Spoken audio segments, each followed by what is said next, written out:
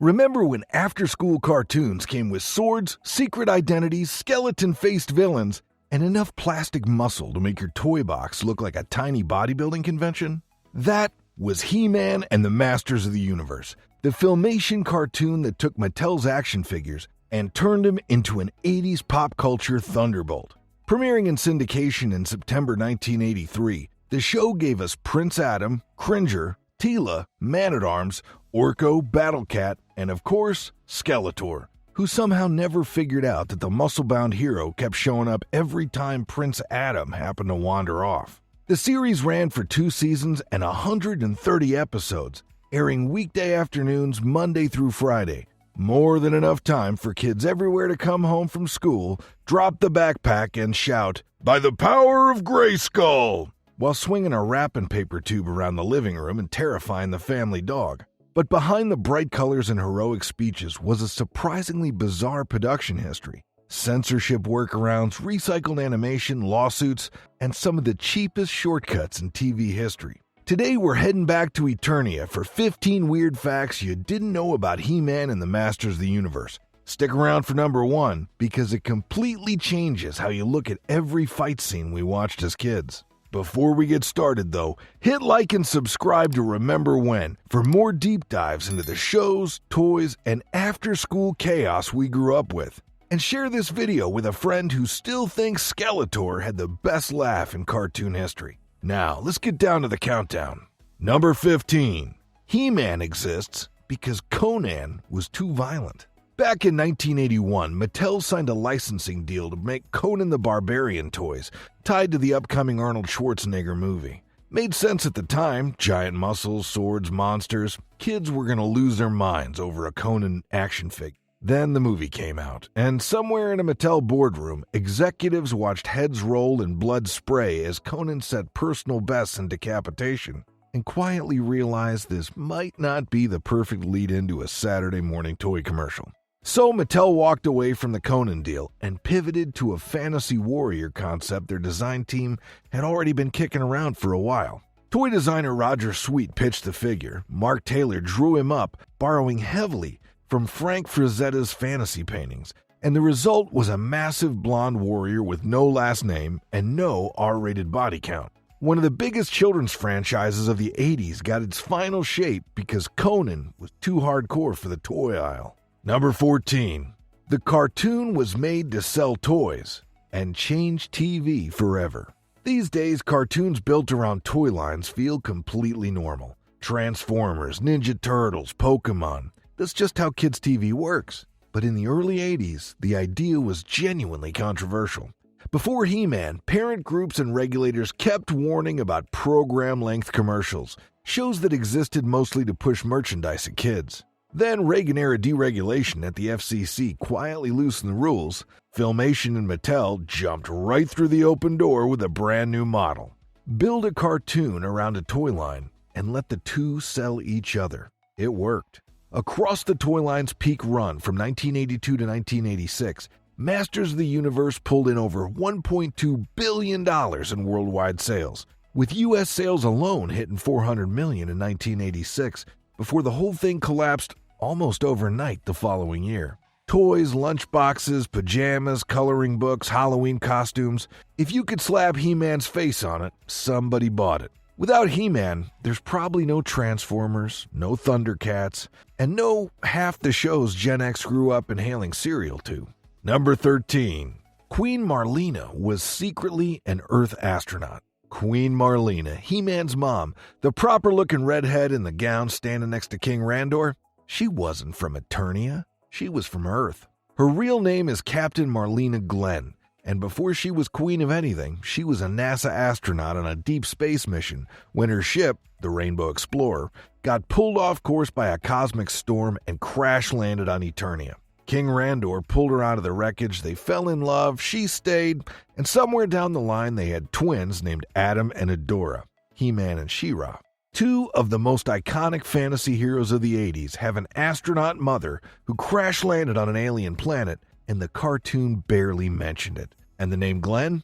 That's a direct nod to John Glenn, the actual American astronaut. Filmation tucked the whole sci-fi reveal into a couple of episodes, scattered the details just enough for most of us to miss them.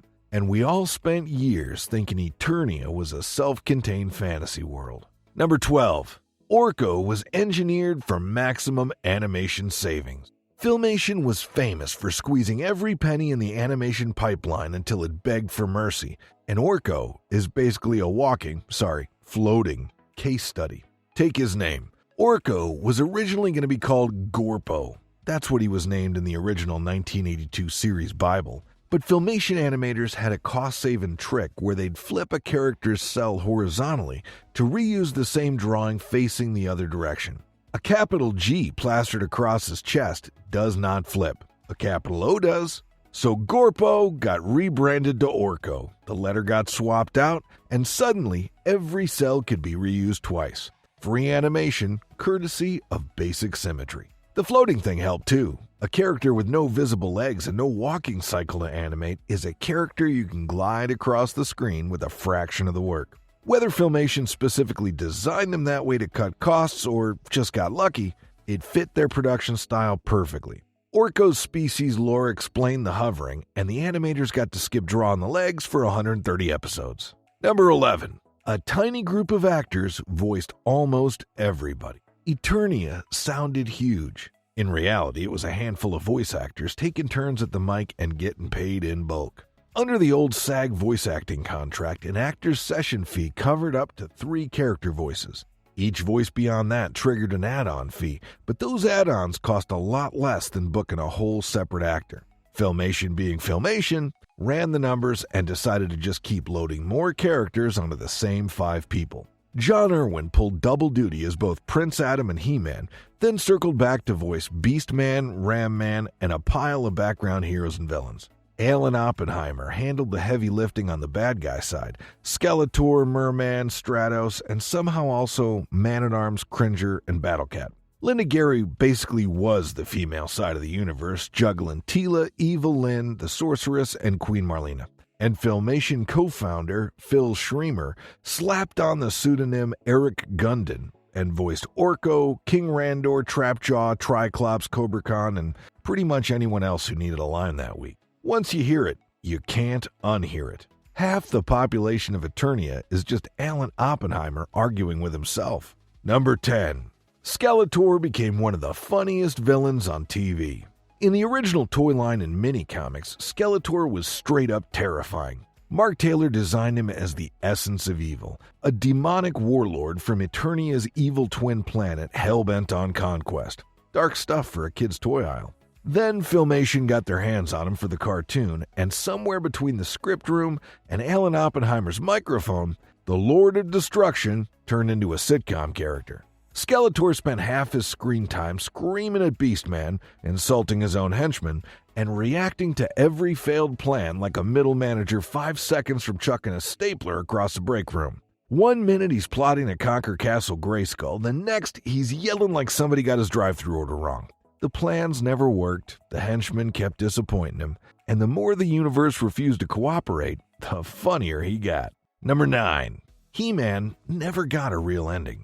He-Man and the Masters of the Universe doesn't actually have a series finale. The show just stopped. After 130 episodes, Filmation pulled the plug and shifted every animator, every voice actor, and every recycled animation cycle over to the new spin-off, She-Ra, Princess of Power.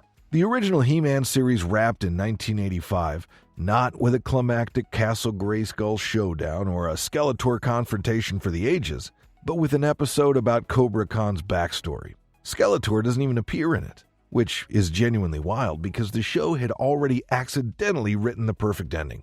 Episode 110, Problem with Power. Skeletor tricks He-Man into believing he just killed an innocent man, and a devastated Prince Adam walks to the edge of the Grayskull abyss and throws the power sword into the void. He decides to give up being He-Man entirely. The original writer wanted him to actually kill someone, but Filmation execs pulled it back, even toned down. It's the most emotionally serious the show ever got. He-Man questioning his right to wield that kind of power. Teela worried about Adam, the whole mythology coming to a head. That should have been the show finale. Instead, the show kept going for another 20 episodes, ran out of momentum, and ended on Cobra Khan. He-Man, the most powerful man in the universe, defender of Eternia, doesn't get a goodbye. Number 8. The moral lessons were basically mandatory. Every episode of He-Man ended with somebody teaching us a life lesson. Share with others, tell the truth, don't bully people, eat your vegetables, drink more water. That wasn't Filmation being wholesome. Every episode was specifically built around a 20-minute story followed by a 30-second moral tag at the end. It was baked into the production schedule. The morals existed because parent groups and broadcast critics were already going after toy-based cartoons as nothing more than 30-minute commercials.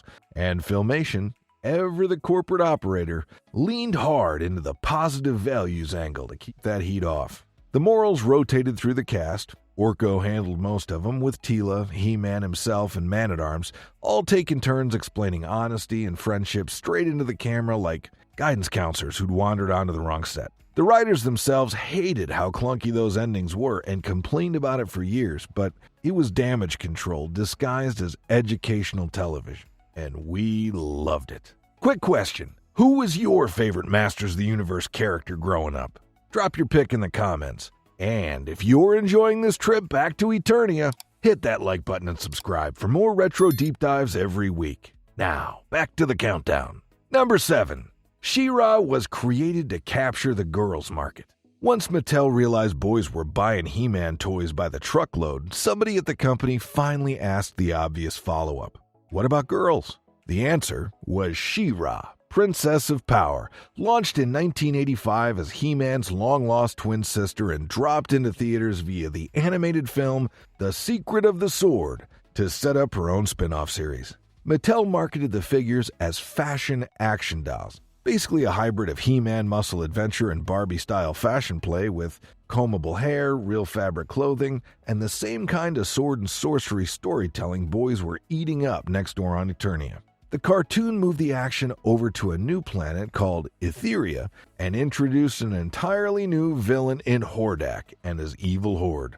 It worked, sort of. She-Ra pulled in about $60 million in 1985, which sounds great until you remember He-Man was clearing $400 million the same year. The line lasted 3 waves of figures, ran for 93 cartoon episodes, and got canceled by 1987 when the entire Masters of the Universe empire started collapsing. But it cracked open the girls' action figure market in a way that Barbie alone never had. Number 6. He-Man almost had a completely different personality. Originally, He-Man wasn't the noble, clean-cut hero we grew up with. In the first mini-comics package with the toys, he was way rougher. A wandering tribal barbarian roaming a post-apocalyptic Eternia full of ancient broken-down technology, fighting through ruins of a long-dead civilization. He didn't even own the full power sword. The sword started as 2 halves. He-Man had one, Skeletor had the other, and kids could snap them together into one weapon using the original toys. The cartoon retconned all of that. Prince Adam barely factored in either. The pink vest, the lazy prince routine, the secret identity, the transformation speech. Adam first showed up in the July 1982 DC Comics issue From Eternia with Death, where Paul Kupperberg and Kurt Swain invented the secret identity setup. Filmation borrowed the concept and built the entire cartoon around it. So somewhere between the toy aisle and after-school TV, He-Man went from sword-swinging barbarian in fur trunks to world's most well-behaved cartoon prince. Same muscles, completely different guy. Number 5. The Teela action figure was originally 2 different characters. Teela and the Sorceress of Grayskull were originally the same toy. When Mark Taylor designed Mattel's first wave of Masters of the Universe figures, he drew 2 separate female characters, Teela the Warrior and a green-skinned, snake-armored sorceress called the Goddess. Mattel executives took one look and said, no, boys won't buy 2 female action figures. Combine them into one. So the very first Teela figure came packaged with an optional snake armor. Take the armor off, you had Teela. Put it on, suddenly she was the Goddess. One mold, 2 characters, awkwardly sharing a body. Filmation looked at that mess and decided to split them back apart for the cartoon. Teela became the warrior captain of the Royal Guard. The Goddess got reworked into the Sorceress.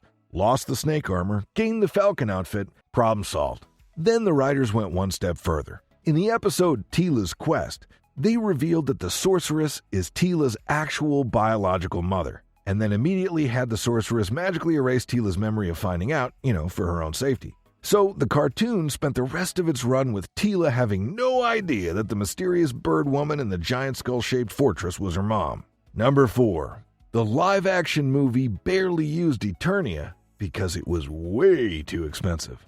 By the late 80s, He-Man was so huge that Conan Films gave him a live-action movie starring Dolph Lundgren, and then they barely used Eternia. Most of the 1987 Masters of the Universe film takes place on modern-day Earth, specifically a small California town, because building giant fantasy sets costs way more than Conan's collapsing budget could handle. Director Gary Goddard later admitted that the Earth setting was baked into the script as a cost-cutting move before he ever signed on, and he had to fight just to bookend the film with a few Eternia scenes so it didn't read as one giant compromise. So instead of spending 2 hours in a magical kingdom of monsters and castles, He-Man wanders around suburban California looking like the world's angriest bodybuilder lost at the mall. Orko didn't even make the cut. His design was too complicated for live action, so the filmmakers invented Gwildor and handed him to Billy Barty as a substitute. The movie became infamous for its weird, low-budget shortcuts, but Frank Langella's Skeletor absolutely understood the assignment. He took the role because his young son loved the character, helped shape the dialogue, and gave a Shakespearean cartoon villain performance. That's the main reason anyone still talks about the film. Number 3. Conan's owners sued Mattel.